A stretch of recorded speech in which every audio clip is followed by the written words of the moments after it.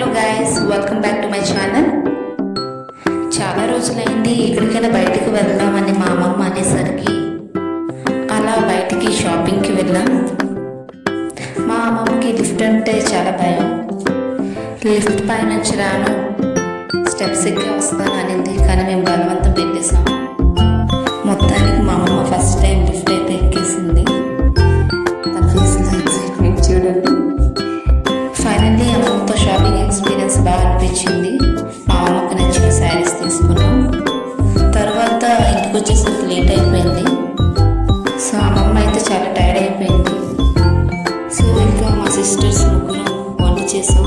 వీటి చపాతి, పప్పు